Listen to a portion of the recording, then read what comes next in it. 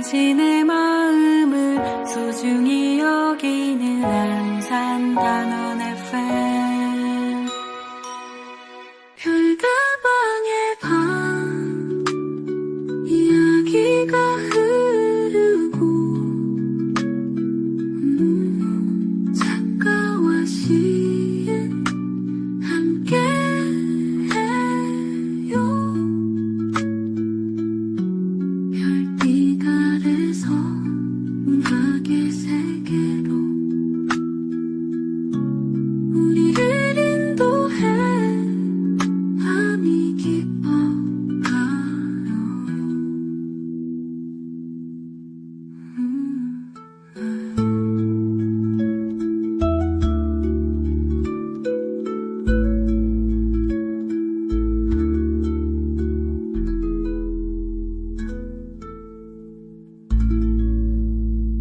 안녕하세요. 구자룡입니다. 안녕하세요. 손희입니다. 네.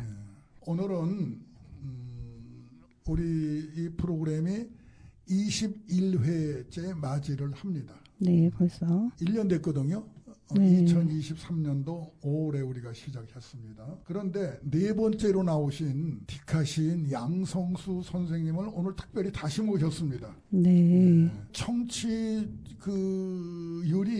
오늘 현재 1300회 돌파했습니다. 와, 1300회. 네, 1000회를 넘기기가 네, 사실 쉽지 않죠. 참고적으로 단원 FM은 그 88.7MHz로 송출이 되고 그 내용을 똑같이 유튜브로도 업로드를 시키고 있는데 송출된 거 빼고 유튜브로 업로드 시켰을 때 조회수가 단기간에 1000회수가 넘어가는 케이스는 많지 않은 것 같아요. 네, 주로. 그래서 이제 우리 소희 씨하고 저하고 아주 큰 영광으로 생각합니다. 네, 맞습니다. 훌륭한 분을 모셔가지고 네.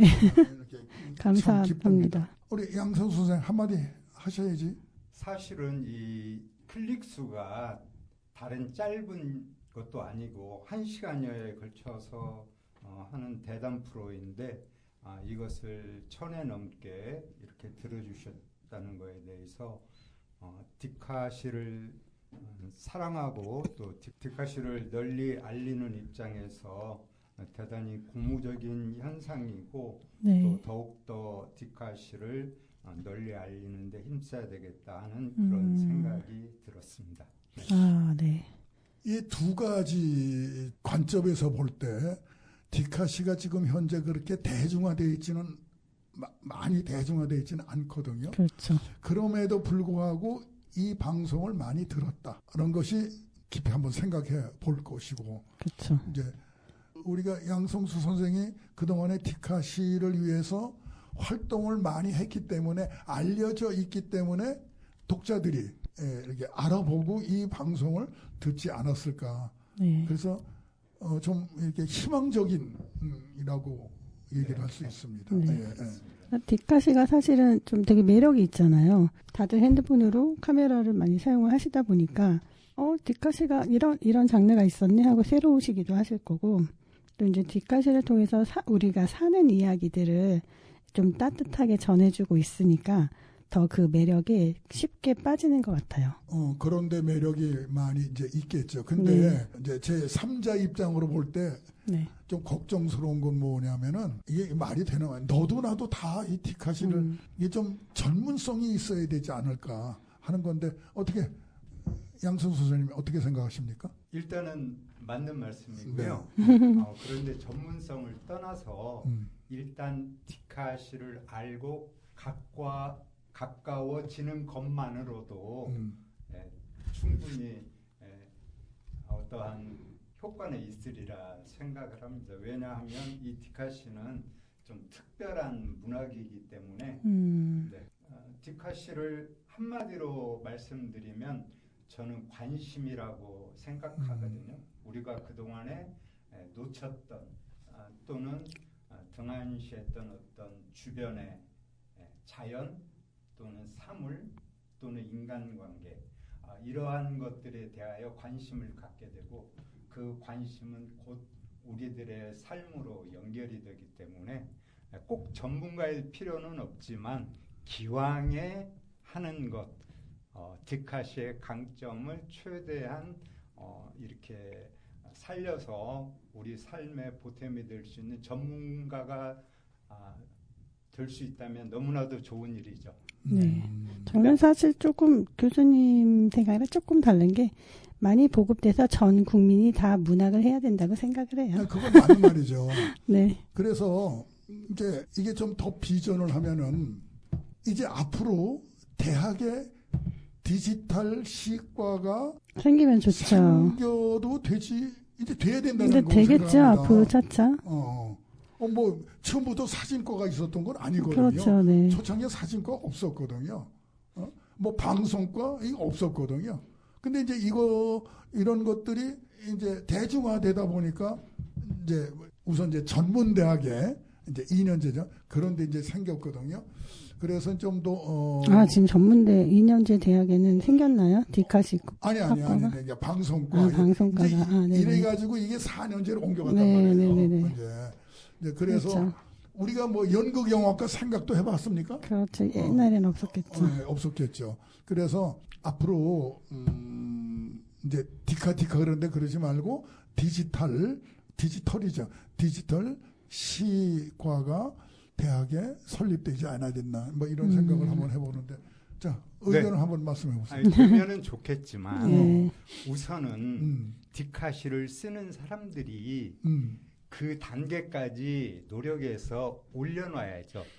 디카시를 쓰는 분들이 제대로 디카시의 본질을 이해하고 그 디카시의 그 다른 문학과 다른 강점을 이렇게 표출하는 그런 좋은 작품들을 낸다면은 뭐 자연스럽게 되지 않을까. 그래서 저는 이 디카시는 저는 문학이면서 다른 문학과 다른 저는 인문학이라고 생각하거든요.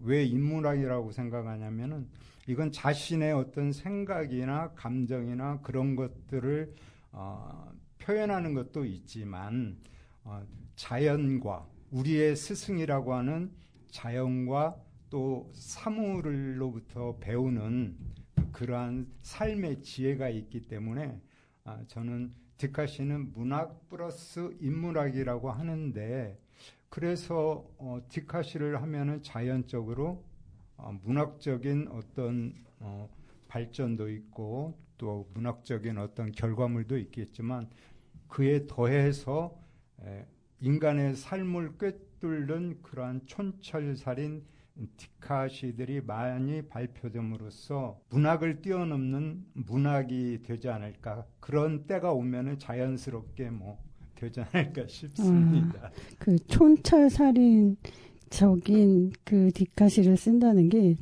제가 볼 때는 거의 도의 경제에 이르러야지 될 만큼 쉽지 않은 거기는 하더라고요. 네. 이제 일단 디카시가 행이 적잖아요. 네, 뭐 5행 내지는 6행 정도. 5행이네. 5행 정도. 네. 그래서 일부 사람들은 쉽다고 생각을 해요. 5줄밖에 안 쓰는데. 네. 제가 이제 시 쓴 지 좀 오래됐는데 속으로 이거 뭐 이거 5줄 이거 못 쓸까 해봤는데 막상 쓰려고 했더니 그게 아니더라고요. 그렇죠. 그러니까 오히려 길게 쓰는 게 더 쉬워. 어떨 때는. 근데 그 짧게 쓴다는 게 그렇게 쉬운 일은 아니겠다. 그건 너무도 당연한 말씀인 것 같은데요. 길게 써도 어렵지 않고 짧게 쓰는데 어렵다는 것은 내 생각이나 감정을 시로서 표현할 때는 내 글이기 때문에 쉽습니다. 그냥 내 생각, 내 감정을 쓰면 되니까. 그런데 디카시는 우선은 자연이 주제가 되잖아요. 그러면은 거기에다 내 얘기를 보태어 봤자 큰 의미가 없습니다. 누구나 다 생각하는 건 거기기 때문에. 그러면은 이게 왜 제대로 된 디카시를 쓰기가 어렵다고 말씀하시냐면은 우리는 자기의 생각을 이렇게 나타내는 것에는 익숙해요. 근데 남의 얘기를 듣고 그것을 내 것으로 소화를 하는 것은 조금 결이 다르거든요. 그래서 저는 시는 내가 쓰는 것이고 디카시는 자연이 쓰는 거다. 나는 다만 그 중간 교량 역할을 하는 거다 이렇게 생각을 하는데 내 이야기가 아니고 자연의 이야기를 쓰려면은 일단 듣고 또 무슨 얘기를 하는지 잘 이것을 풀이하고 해야 되는데 그런 거에 익숙하지 않기 때문에 아마 디카시 쓰기가 어렵고 또 디카시를 아주 쉽게 쓰는 사람도 많아요. 하루에 하나 이상씩. 근데 그런 분들을 보면은 대부분은 자연이 들려주는 이야기를 쓰는 게 아니고 어떠한 자연이나 사물을 보고 자기의 생각, 자기의 느낌, 자기의 감정 이런 걸 쓰게 되면은 언뜻 보면은 멋있죠. 멋있는 사진에 멋있는 글이니까. 근데 이렇게 쓰다 보면은 어떠한 일이 있냐면은 재치 있는 글로 흘러가기가 쉬워요. 재치 있는 글. 예. 어떻게 이걸 보고 이런 생각을 했지? 대단하다. 여기까지는 가요. 근데 이건 어디까지나 그 사람 얘기이기 때문에 그래서 그 다음에 하고 싶은 이야기가 뭐야? 이게 없거든요. 그러니까 잘 쓴 것까지는 인정을 하는데 우리에게 각인되는 글 또는 오래도록 기억되는 글 이게 어려운 거죠. 들으려 하지 않고 자기 말을 앞세우 때문에 그렇지 않은가. 그러나 자연의 이야기를 들을 줄 알면은 내가 어떤 시적인 소양이나 또는 어떤 아날로그적 감성이나 이런 게 없어도 그냥 자연이 들려주는 이야기 전달만 하면 되니까 저는 디카시처럼 쓰기 쉬운 글이 없다고 생각합니다. 아이고, 저는 디카시만큼 쓰기 어려운 게 없더라고요. 그러니까. 왜냐하면 이게 자연이 들려주는 이야기를 선생님이 말씀하시잖아요. 그 이야기를 들으려면 제가 생각할 땐 돌을 닦아야 돼요. 아니요. 아니 그게 아니고 그러니까 왜냐면은 손희 이게 선생은 돌을 닦는데 돌을 닦는데 돌은 꼭 어디만 가서 하는 게 아니고 저도 요즘은 디카시를 이제 한 7, 8년 쓰다 보니까 왜 스님들은 깨우치러 네. 돌을 닦으러 절에 들어가실까? 네. 나는 우리 집에서 아무것 머리도 안 깎고 네. 적삼도 안 입고 생업에 열중하면서도 제가 쓴 글을 보면은 다른 분들이 조금 그런 불교하고 좀 네. 이렇게 깊게 연결된 이런 글을 쓴다고 하는데 이게 뭐가 어려워서? 근데 지금 보니까 좀 그런 것도 있는 것 같아요. 연륜. 그러니까 사실 그렇죠. 선생님이 어쨌든 살아오신 날들이 일반 젊은 사람들하고는 다르다 보니까 네. 저는 아직 선생님만큼 가려면 제가 지금 방년 18세이기 때문에 그 연세까지 가려면 아직 멀었잖아요. 그래요. 그 네. 연륜은 무시 못하는 그러니까 건 맞아요. 그러다 그러네요. 보니까 제가 살아온 이 18해에 가지고 자연이 들려주는 이야기를 듣는다는 건 너무 어려운 문제인데 선생님의 연륜쯤 되시면 이미 인생을 살아오시면서 많은 연륜이 쌓였기 때문에 자연과 더 친숙하게 대화가 되지 않으실까. 그러니까 네. 우리 그 양성수 선생님이 지금 말 맞다나 네. 한 20대라고 가정을 했을 네. 때 30대라고 가정했을 때 네. 지금과 같은 그런 무게가 나오겠네요. 그렇죠. 맞는 말씀입니다. 네. 그러면 나이가 이제 이게 한 70대 좀 왔으니까 뭔가 사람의 그렇죠. 무게가 생기잖아요. 네. 그럼 보지는 사물이 무게 있게 보일 줄 알아야 되죠. 그러니까요. 맞는 네. 말씀입니다. 그래서 제가 디카시가 어려운 것 네. 같아요. 아니 다 맞는 말씀인데 여기서 하나 짚고 나갈 것은 우리들이 어떤 글을 또는 디카시가 참 어렵다고 하는 것은 맞는 얘기인데 왜 그러냐?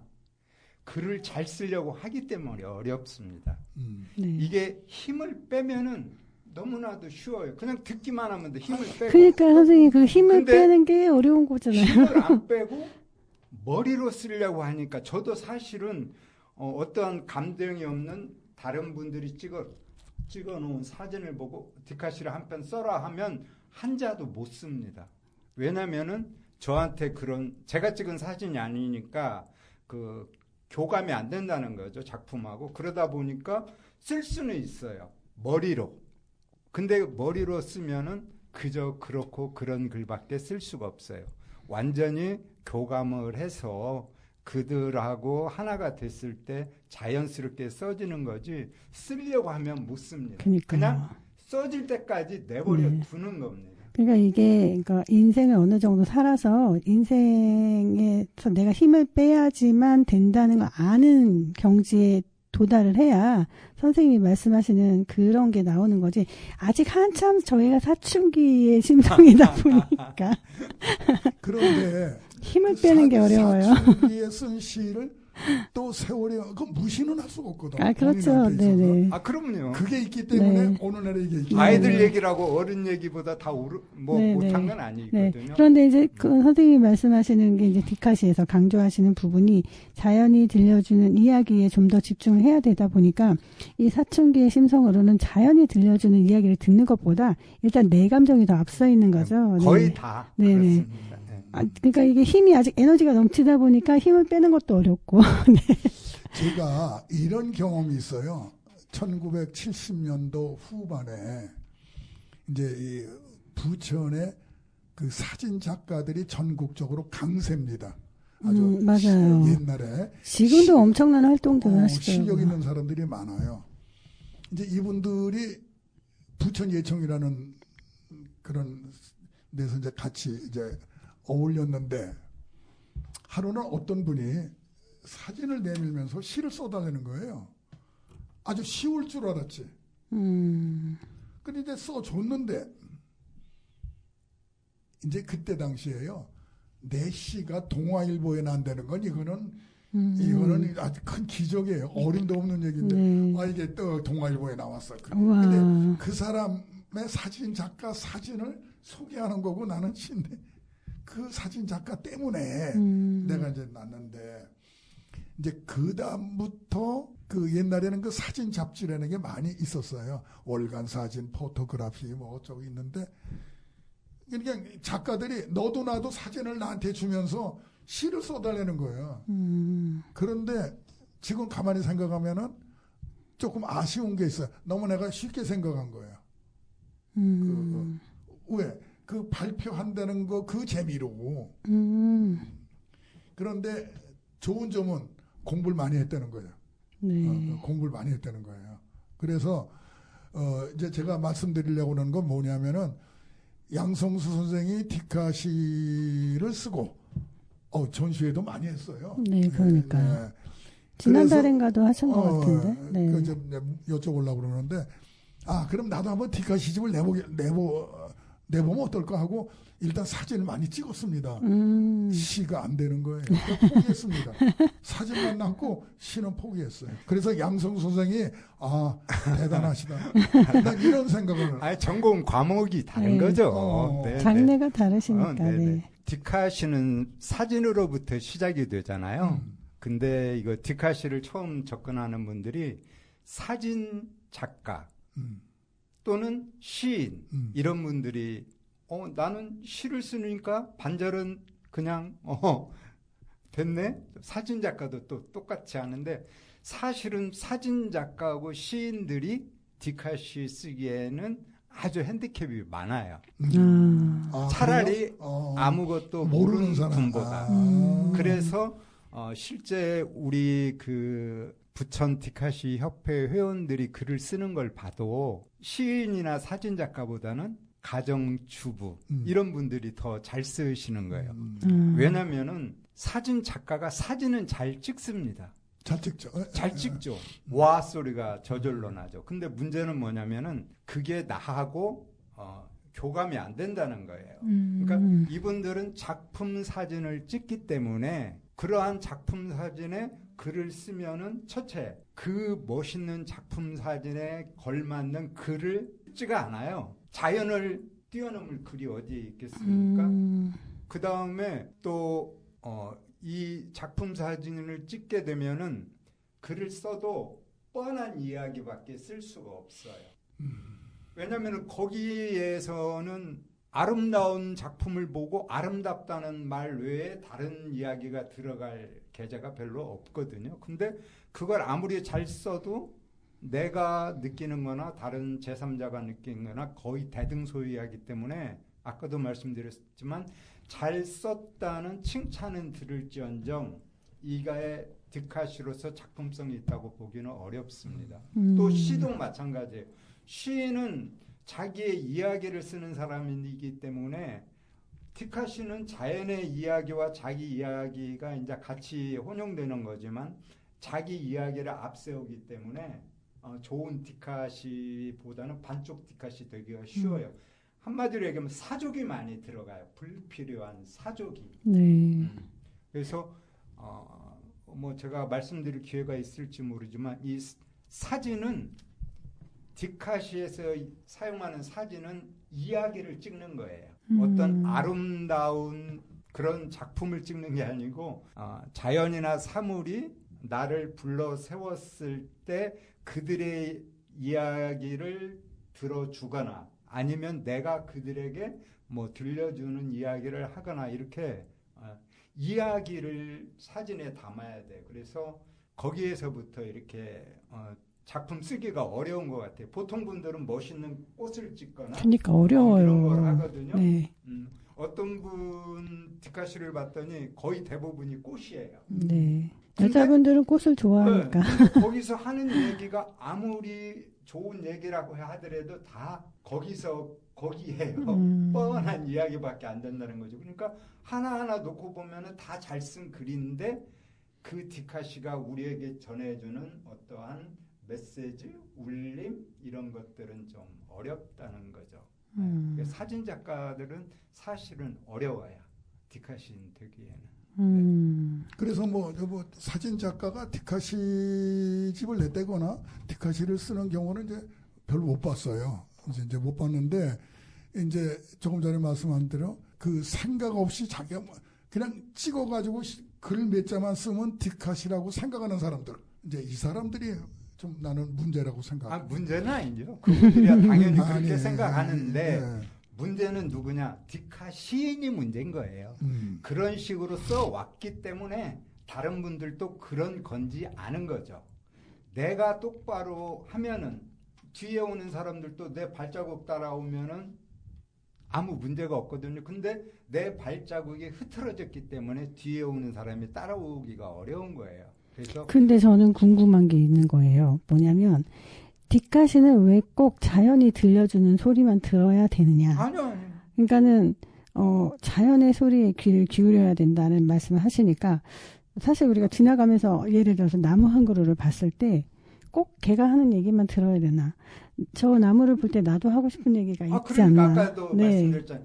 얘네들 얘기도 듣고 네. 또 때에 따라서 내 얘기도 하고 네. 그러니까 모든 것이 다 거기에 사용되지만 가능하면 네. 다른 문학과 이렇게 특별한 차이점이 도드라지는 건 듣는 거다.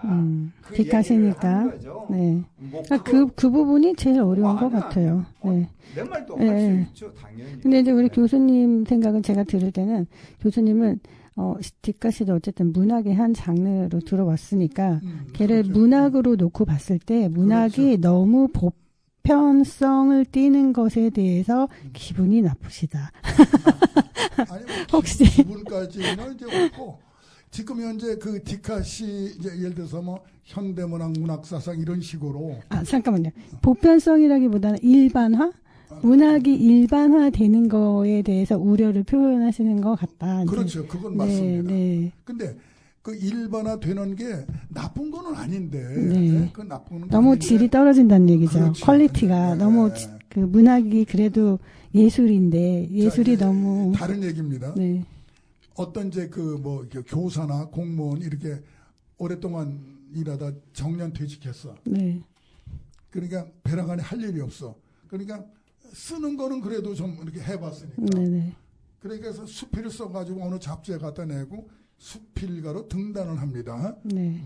그러면은 그 사람이 계속 수필을 쓰고 뭐 아주 좋은 글을 쓰려고 노력을 하면 다행인데 몇 편 써가지고 어느 잡지에 수필가로 등단하니까 명함에다가 수필가 누구 뭐 어쩌고 그러니까 명함만 뿌리고 돌아다니는 사람이 허다한 거예요.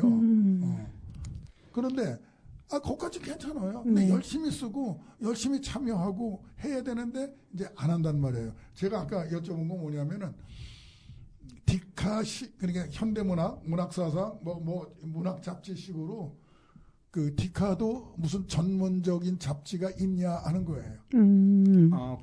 있죠. 고성에서 발행하는 예, 있습니까? 예, 1년에 한 번씩. 그리고 1년에 한 번씩. 교수님 제가 알기로 디카시는 그 디카시 공모전을 하잖아요. 그럼 상금이 되게 많아요. 일반 그 문학 장르에서 주는 시상금이나 소필 시상금 이런 거는 뭐 100만 원, 200만 원 이러잖아요. 디카시는 막 500만 원, 막 800만 원 막 이래요. 그래서 쉽게 접근할 수 있다고 또 사람들이 생각하는데 상금도 많으니까 얘가 더 빨리 보급화된 것 같아요. 이제 그래서 그런 사실은 등단이라는 것이 좋은 거는 아니에요. 우리나라의 등단 제도가 일본에서 들어왔거든요. 예를 들어서 미국이나 영국 같은데 그래서 등단이 없어요. 없다면서요. 뭐 바람과 함께 사라지다 쓴 여자는 뭐 어느 날 그냥 유명한 사람이 되고 뭐 사실 책을 쓰면 등단이 되는 거잖아요. 그렇죠. 네. 네. 근데 그게 책이 나오면 베스트셀러 되면은 유명한 작가가 되는 거고 네. 이제 그런데 이제 그런 제도가 지금 현재 그러니까 고성에서 1년에 한 번 나온다는 얘기 아니에요. 네. 제가 알기로요. 다른 데서도 또 디카시집이 나오겠죠. 나올 수 있죠. 근데 네. 조금 전에 손희 대표님이 500만 원 네. 공모전 얘기하셨는데 이 디카시는 500만 원이 문제가 아니에요. 사실은. 네. 왜요? 왜냐면은 디카시를 쓰면은 네. 인간의 스승인 자연을 멘토 삼아서 네. 자기 삶이 바뀌어지는데 그 500만 원에 비교할 바가 아니죠. 사람들은 일단 돈이 중요하니까. 그렇죠. 그런 분들이 계시죠. 네. 근데 근데 어쨌든 다른 장르에 네, 비해서 네. 시상금이 굉장히 높은 편인 거죠. 근데 이제 또 디카시가 중요한 점 뭐냐면은 우리는 살면서 자기 삶에 대해서 잘 질문을 안 해요. 네. 그냥 세상에 나와 있는 정답을 따라가기 바빠요. 또 그건 이미 그렇죠. 어느 정도 검증이 된 거고. 네. 저희가 항상 그러잖아요. 편한 길로. 어떻게 살아야지 내가 근데 잘 사는 걸까? 사실은 중요한 게 질문이거든요. 질문을 하면은 거기에 답은 자연스럽게 따라 나와요. 네. 이 세상의 모든 병은 자연으로부터 오고 그것을 치료하는 모든 약은 자연에 있다.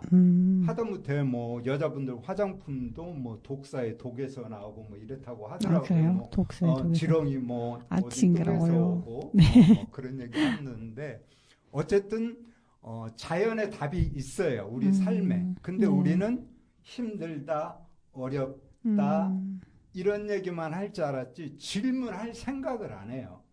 자연의 이런 질문은 하죠. 왜 나는 이렇게 살고 있을까? 그러니까 그것도 다 왜 이런 일이 나한테만 있을까? 다 자연의 답이 있죠. 네. 다 자연의 답이 있는데 자연을 보고 물어봐야 되는데 그런 질문을 할 때 허공을 보고 하니까 문제예요. 대답할 사람이 없잖아요. 근데 허공을 그거는 보고 약간 얘기하니까. 선생님 그건 약간 그 한국 사람들의 생활 특성이 너무 바쁘게 살아야 되고 사실 자연을 감상할 만한 시간이 없잖아요. 이유는 다 있죠. 우리가 늘 하늘 아래 지나다니기만 하지 하늘을 올려다 볼 시간이 없는 것처럼. 그러니까 디카시를 하라는 거죠. 디카시를 하게 되면 자연을 삶이 보게 여유롭게 되고 되겠네요. 자연을 보게 되면 쟤는 왜 저러지? 왜 나무를 저렇게 몸을 꼬아가면서 나무를 오르고 있지?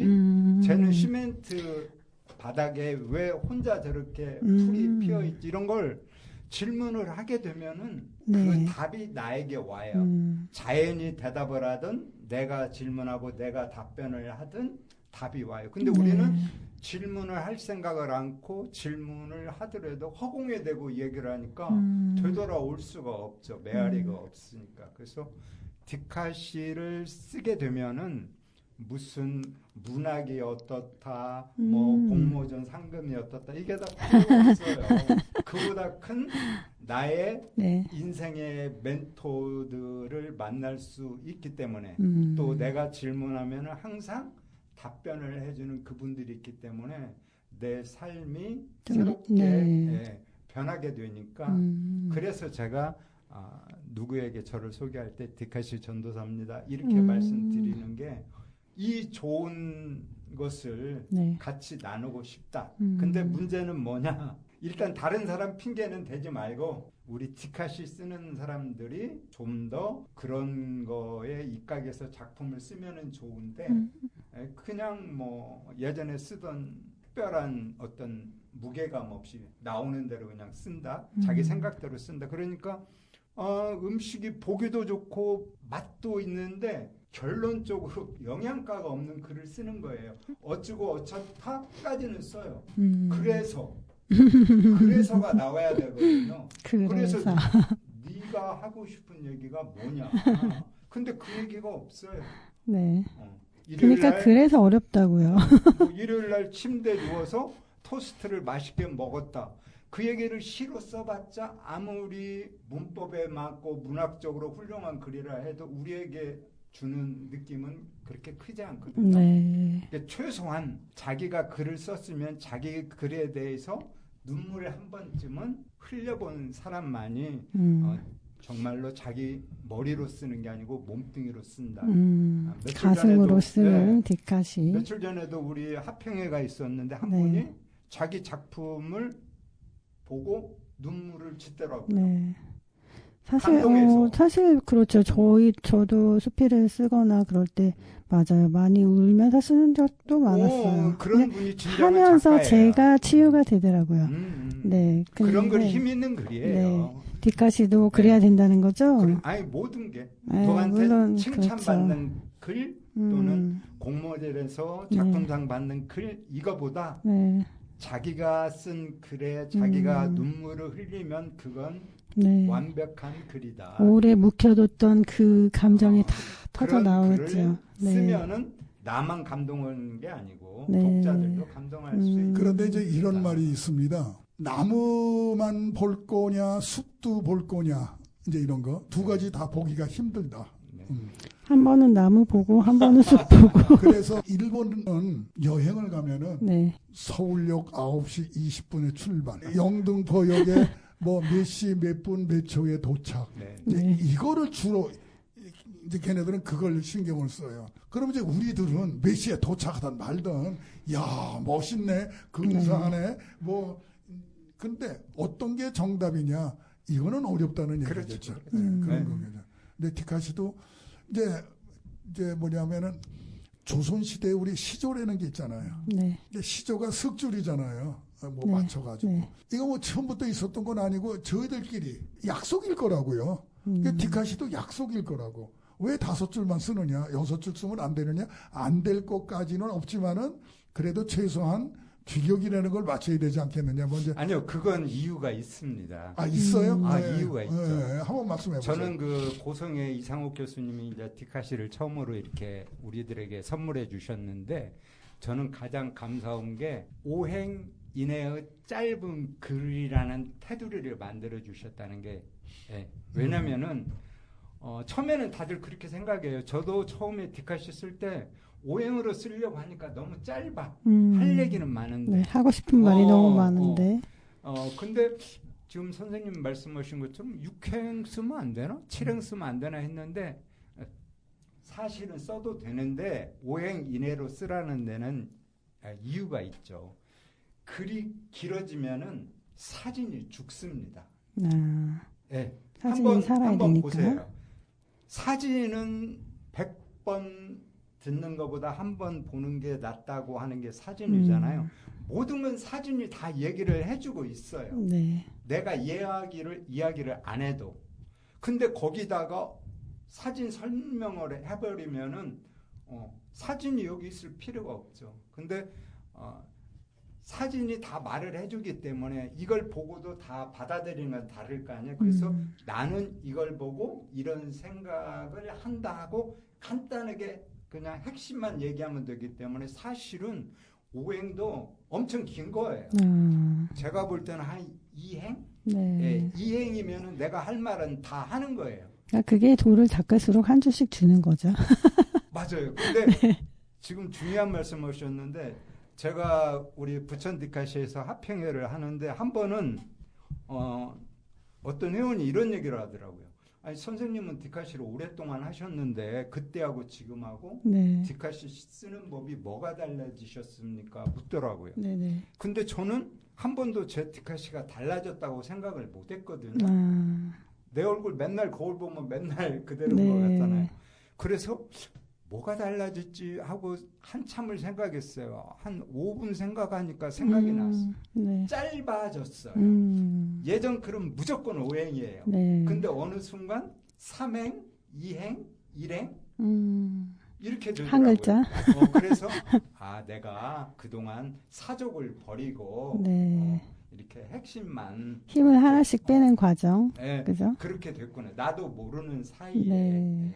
근데 하여간 자기 이야기는 최대한 줄이고 사진이 전해주는 이야 팩트만 네. 살짝 그냥 이렇게 치고 빠지는 식으로 하면 돼. 그래서 너무너무 쉬워요. 저는 글 쓰면서 힘들다는 분들을 이해를 못하겠어요. 물론 시는 네. 뭐 어렵겠지만. 예. 특히 뭐 수필이나 소설을 쓰시는 분한테 뒷가시는 너무 어려울 것 같죠. 그분들은 하고 싶은 말이 너무 많은데, 그죠? 그걸 짧게 5줄 이내로 써라 그러면 머리에서 쥐나는 거죠. 그런데 때로는 짧은 치마도 좋아 보일 때가 있지만은 네. 이제 우리나라 전통 치마 긴 거 이제 그것도 좋아 보일 때가 많거든요. 그럼요. 그런데 이제 시대성이겠지. 네. 아무래도 시대성 때문에. 그리고 꼭 뭐 어떻게 하라는 건 아니고 그렇죠. 이렇게 하면은 더 좋은 경우가 많다라 그렇죠. 하는 거고. 예전에 제가 이제 우리 구자룡 선생님하고 수주 동인에서 네. 같이 이제 시 공부를 하는데 제가 시를 발표했더니 구자룡 선생님이 버려라 다 맞아요. 했는데 맨 끝에 한 줄만 남았어요. 네네. 자네 밥은 먹고 다니시는 거. 네. 그것만 살리려는 거야. 네. 그래가지고 결국은 다 버리고 그거 한 줄만 살려가지고 제가 그걸로 디카시도 하나 만들고 또 디카시 집의 책 제목으로도 그걸 썼거든요. 네. 그래서 내가 볼 때는 뭐 20행, 30행 글도 내가 하고 싶은 얘기 다 못한 것 같아도 독자가 볼 때는 다 불필요한 얘기고 네, 사족이야. 그렇죠. 그걸 나는 몰라. 네. 누군가 얘기를 해줘야 돼. 그렇죠. 그래서 저도 그런 경험이 있는데 근데 어쨌든 빼면은 좋은 글이 됩니다. 근데 이제 시라는 게 디카시 말고 시라는 게 얼마 전에 어디서 나보고 대표작 5편만 골라서 보내주세요. 네. 그 많은 책에 쌓이는 그래서 시 내가 중에. 이제 시집만 21권을 냈더라고. 그래서 이제 고르기 시작하는데 못 골랐어요.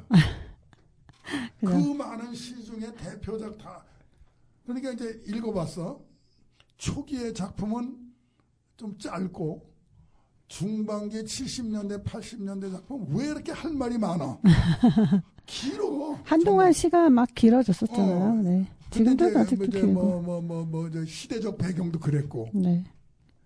뭐 겨울 얘기도 많이 나오고. 그런데 점점 시가 줄어졌더라고. 네. 그런데 대표작 5편을 못 골랐어요. 결론은. 대표작으로 하고 싶은 게 너무 많은 거죠. 그래서 이제 우리 딸 보고 한번 골라봐라 그랬더니 얘는 더 못 골라. 모르니까. 네. 그래서 이제 우리 집사람은 시의 문외한이거든. 문외한. 그 골라라 그랬더니 골라주더라고. 신선한 눈으로 오히려. 보니까 그래 이게 독자의 눈. 눈이다. 네. 이게. 그러니까 나는 못 뽑지만은 독자는 뽑을 수 있다. 그래서 지금도 이제 그 디카도 본인은 모르지만 내가 볼 때 아이고 뭐 이렇게 길어 다 잘라 한 줄만 남고 뭐 그랬다고 그러는데 이제 그게 제 3자의 눈이다. 이제 그런 얘기겠죠. 사실 우리가 미술에서도 이중섭의 소 그림 보시면 거의 뼈대밖에 없는데 그렇게 그 이중섭 소 그림이 처음부터 그렇게 뼈대가 있는 게 아니더라고요. 처음에 다 그렸다가 그 다음에 거기에서 좀 더 줄여서 그렸다가 또 그 다음에 좀 더 줄여서 계속 줄이고 줄인 게 마지막에 이중섭의 소 그 그림이 나온 거더라고요. 그러니까 그것 인생 같은 것 같아요. 선생님이 아까 말씀하신 것처럼 우리가 이 인생을 좀 살다 보면 기운도 힘이 다 빠지고 그러니까 힘을 빼야 되는 이유를 그때서야 알게 되는 것처럼 디카시가 딱 인생 같으네요. 네. 근데 힘을 빼긴 빼는데 힘이 없을 때 빼면 아무 의미가 없어요. 그거 당연하죠. 내가 힘이 있을 때 힘을 빼야 거기서 진정 좋은 힘 있는 글이 나오거든요. 그러니까요. 네. 빼라고 그래서 그냥 네.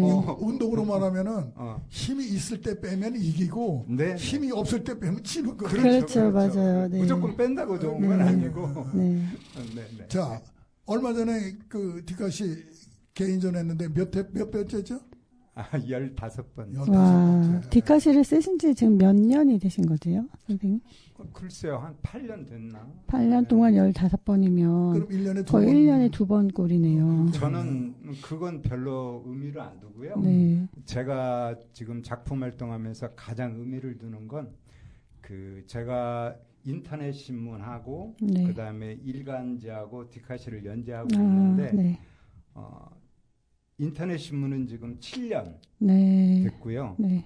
저 혼자서 매주 올리는 계속. 게 네. 그다음에 일간 신문은 지금 4년 됐어요. 네. 매주 어느 신문이에요?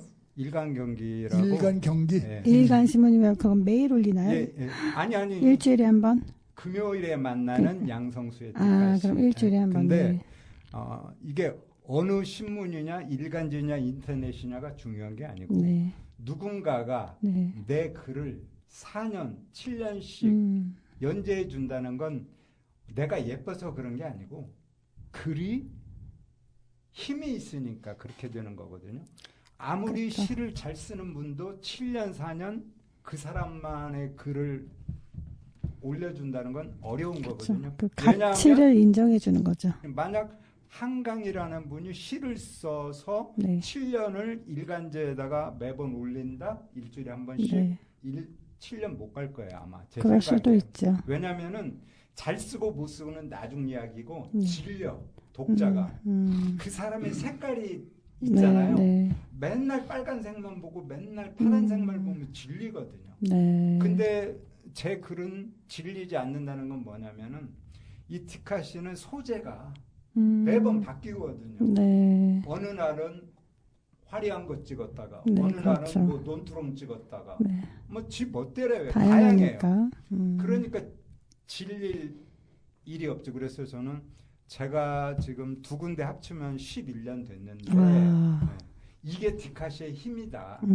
디카시가 힘이 없으면 이렇게 오랫동안 연재하지 못한다. 그래서 네. 저는 뭐 어디서 공모전을 했다, 내가 뭔 상을 받았다, 이것도 중요하지만 네. 그거보다 개인이 하는 것도 아니고 이런 인터넷 신문이나 일간지에서 오랫동안 실어주는 것은 이거야말로 디카시가 힘이 있다는 증거다. 그래요. 그 일간 신문에서 하여튼 뭐 보통 일주일에 한 번 하겠죠. 그거를 그렇게 오랫동안 한 사람 거를 그러니까요. 오랫동안 연재해 주는 거는 드물죠, 이게 사실.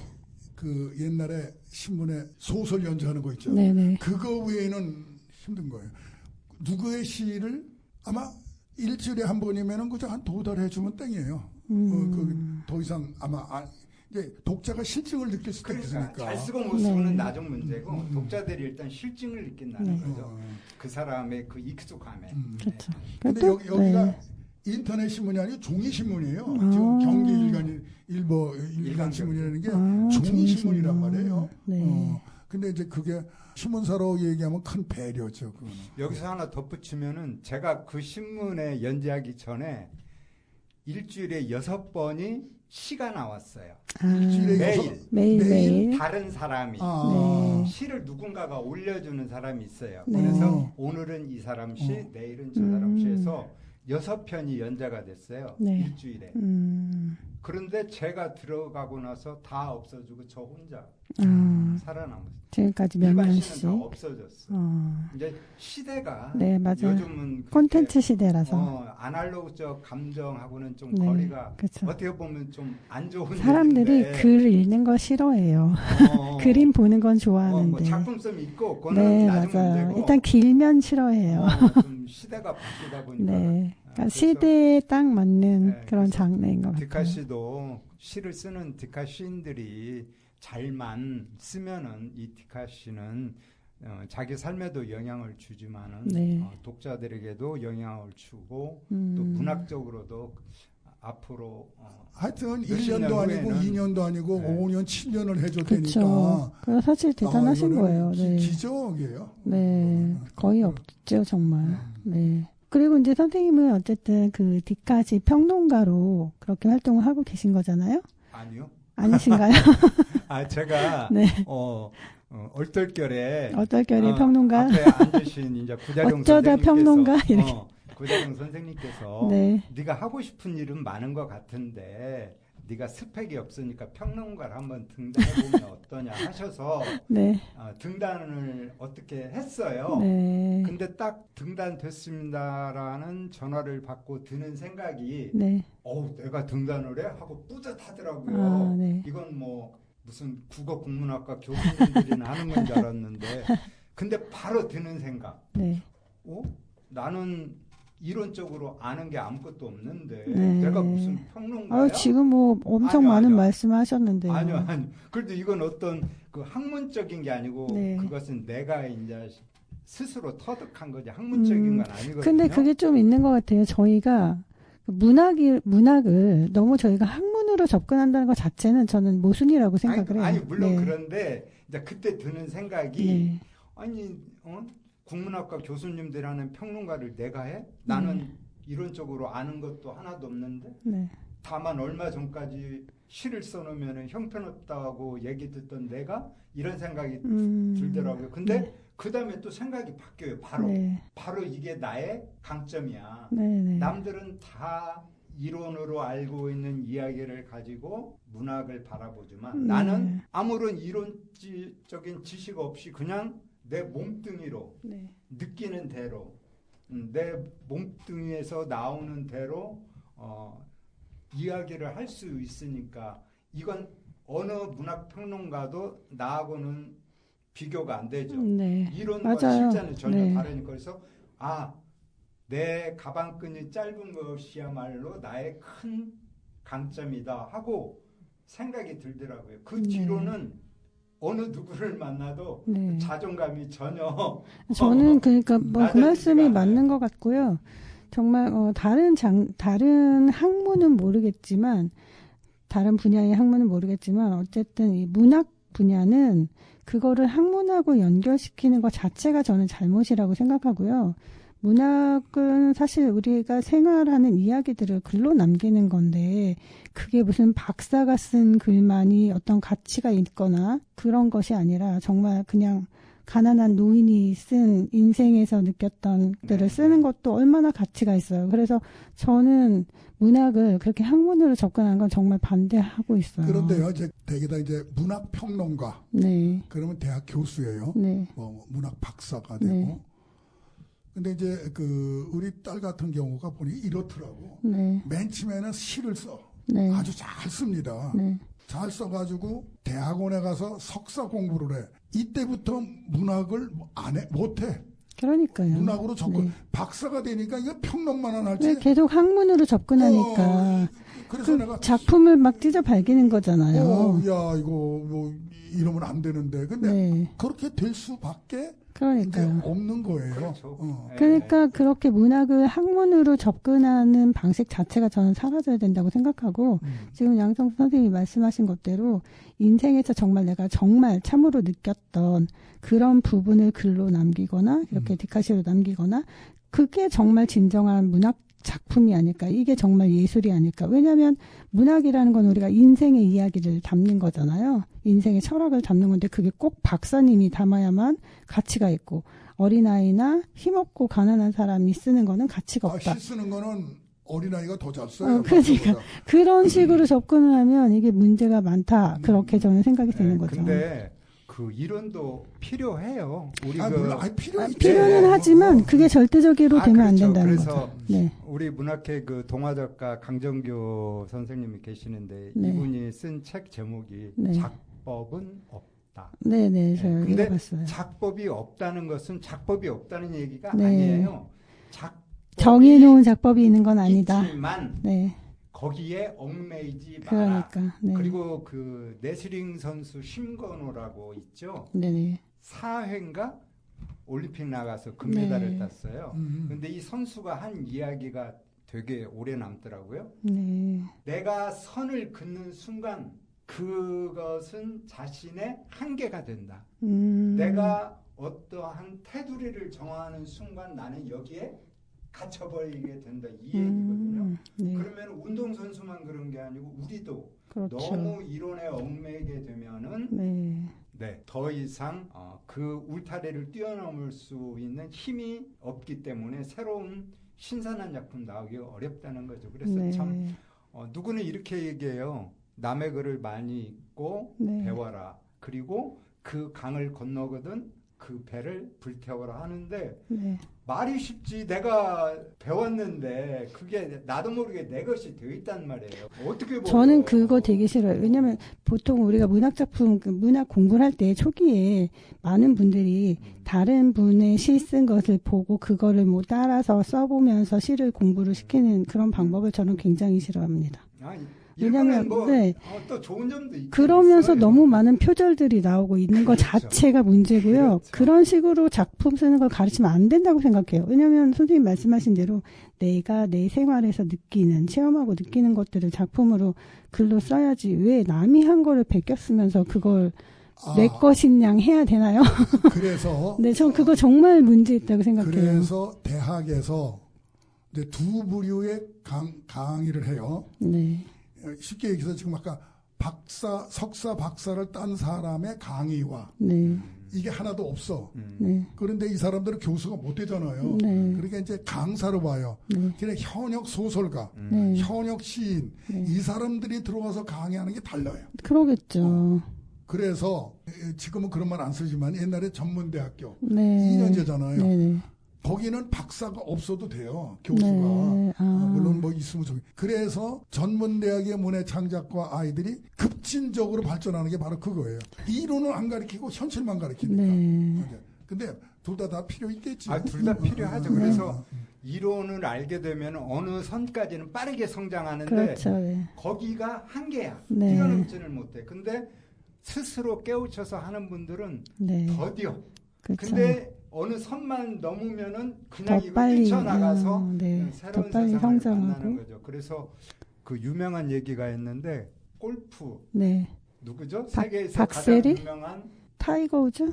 타이거 우즈. 네네네. 타이거 우즈의 걔도 네. 골프 코치가 있답니다. 타이거 우즈가 그러겠죠. 네. 코치가 당연히 있겠죠. 처음부터 잘했던 건 아니잖아요. 아니 지금도 지금. 왜 있을까? 누굴까? 너무 또 제멋대로 튀어나가지 말라는 건가? 우리가 생각할 때 타이거 우즈가 세계 1위인데 네.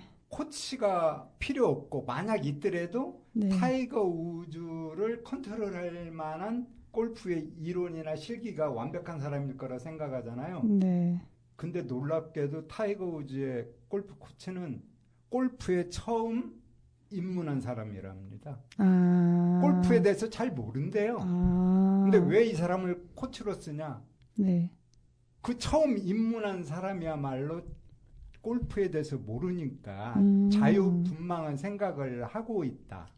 그 자유분방함이 타이거 우즈에게는 없는 거죠. 이미 이론으로 완벽하게 무장이 돼 있으니까. 그래서 타이거 우즈가 새로운 걸 그 사람에게서 배우기 위해서 골프를 처음 이렇게 입문한 사람에게 코치를 받는다고 하는데 되게 와닿더라고요. 그게 어떻게 보면 되게 겸손한 것 같으면서도 8살 할아버지가 3살짜리한테 배운다는 네, 소리야. 되게 겸손한 것 같으면서도 한편으로는 다 가진 자의 여유다라는 생각도 들기도 하네요. 어쨌든 그만큼 이제 디카시가 그런 경지에 도달해서 쓸 수 있는 것 같아서 우리는 좀 어렵게 느껴지지만 어쨌든 각자 자기만의 인생에서 나오는 철학을 가지고 사물을 만났거나 했을 때 자기만의 것이 나오니까 어떻게 보면 더 귀하고 독특하고 그럴 수 있을 것 같기는 해요. 네, 근데 그 경지가 참 어렵다는 생각은 네, 계속 듭니다. 여태까지 얘기를 쭉 하다 보니까 본의아니게 평론을 많이 한 것 같아요. 디카시가 이렇게 얘기를 해도 끝이 안 나는. 네. 안 나는 거.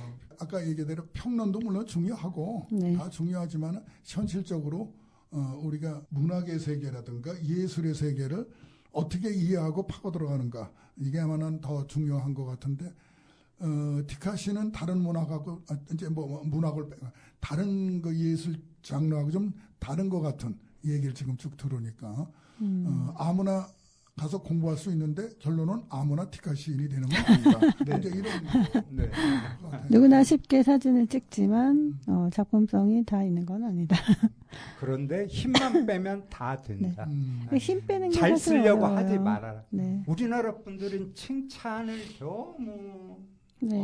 갈구해요. 아유, 어려서부터 칭찬을 맨날 못 듣고 혼나고 살아서, 네. 그런지 몰라도 칭찬받기를 원해서 네. 글을 써도 칭찬받는 글을 쓰고 싶어요. 근데 저는 음. 그게 함정이라고 생각해요. 아. 칭찬받는 글을 쓰는 순간 자기의 글은 힘을 잃어요. 아, 그래요? 칭찬받는 글이라는 것은 그냥 일반적인데 괜찮게 썼네? 뭐 이러면은 잘 썼다고 하거든요. 네. 그리고 특별히 새로운 시각에서 바라보면은 이게 뭐야? 네. 뭐 이것도 시야, 이것도 작품이야 이렇게 바라보는데 네. 어쨌든 남의 평가에 신경 쓰지 말고 네. 그냥 자기의 글을 쓰다 보면은 쓰기도 쉽고 네. 또 인정도 받을 수 있는데 왜 남의 그 평가를 자꾸 받으려고 하고 또 그 평가에 연연하는지 네. 그것이 바로 작품의 질을 떨어뜨리는 게 아닌가 그런 생각이 듭니다. 네. 네. 오늘 우리 양성수 선생 특별 방송인데 또 이 방송이 또 정치자들한테 또 많이 들어가지고 1년 있다가 또 불러주시죠. 자, 앞으로 뭐 특별한 계획 같은 거 있으면 말씀해 주시죠. 네. 저는 어려서부터 지금까지 한 번도 꿈이나 계획이나 있어 본 적이 없습니다. 없어요? 네. 네. 그저 오늘만 최선을 다해서 살자. 내일은 내일 생각하는 거죠. 이게 되게 성경적인데요. 왜 그런가 봤더니 제가 꿈을 찾기에는 너무 제가 그 꿈이 보이지 않아서. 그러니까 이북 사람들이 탈북민들 보면은 꿈이 없대요. 당장 먹고 사는 게 급하니까. 네. 그건 맞죠. 네네. 그러니까 저도 오늘 하루 살기가 어렵기 때문에 내일보다 오늘 항상 그냥 최선을 다한다 이런 생각을 살아왔고 그러나 꿈은 없었지만 바람은 있었어요. 네. 바람. 근데 그 모든 바람이 다 이루어졌어요. 네. 그래요? 네.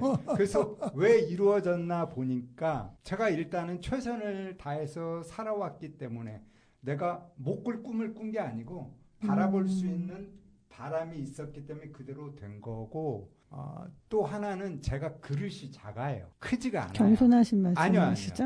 그래서 그릇이 작기 때문에 네. 조금만 담아도 금방 넘쳐요. 차요. 네. 아주 풍성하게 차요. 그래서 저는 쉽게 어떤 바람들이 이루어지는 것 같아요. 네. 자그마한 바람 이런 거. 네. 목표치를 너무 높게 잡아놓으면 계속 좌절하기만 하죠. 저는 목표는 없어요. 그리고 네. 목표는 잡으면은 그게 그대로 되라는 법도 없어요. 그렇죠. 그래서 그냥 자기가 하루하루를 최선을 다해서 살다 보면은 가다 보면은 왼쪽으로 갈 수도 있고 오른쪽으로 갈 수 있고 네. 그 내가 선택할 수 있는 길이 너무 많아요.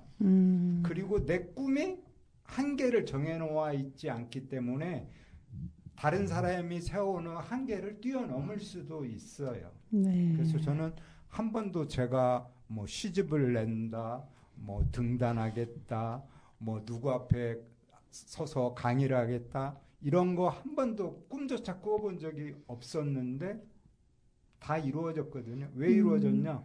그냥 하루하루 네. 나에게 주어진 걸 최선을 다했기 때문에 지금도 아무 꿈이 없고 바람은 하나 있어요. 바람은. 네. 뭘까요? 디카시를 널리 알고 싶은데 알릴 네. 방법이 없더라고요. 그래서 저 고속버스 터미널 화장실에 네. 제 디카시를 좀 이렇게 어. 전시를 했으면 강남 하는데 고속버스 터미널이요? 아니요. 부천? 여러 여러 고속버스. 고속도로 휴게소 네. 휴게소 네. 화장실에 디카시를 이렇게 전시하면은 많은 사람들에게 네. 좀 디카시가 알려지지 않을까 해서 네. 그거 하나가 바람인데 뭐 몇 군데 알아보니까 어렵더라고요. 아무튼 우리가 뭐 각자의 삶 속에서 각자의 진창을 만나고 그 진창에서 깨우쳐지는 삶의 이야기들, 철학들 그런 게 좋은 문학 작품으로 승화가 되는 것 같아요. 네, 오늘 이렇게 양성수 시인님을 모시고 또 디카시에 대한 두 번째 이야기를 나눠봤는데 교수님 어떻게 생각하시나요? 하여튼 열심히 쓰시고 열심히 네. 살아가시는 분이라 네. 아주 굉장히 마음이 흡족합니다. 네. 선생님 계속 앞으로도 디카시의 창작과 보급에 누구보다 앞장서시면서 말씀하신 대로 디카시 전도사로 지금까지 잘 살아오셨는데 앞으로도 더 훌륭한 디카시 전도사가 되셔서 대한민국의 디카시 창작과 보급에 많이 애써주셨으면 좋겠습니다. 네. 감사합니다. 감사합니다. 네. 네. 지금까지 구자룡이었습니다. 네, 양성수였습니다. 네, 손희였습니다. 감사합니다. 네, 감사합니다.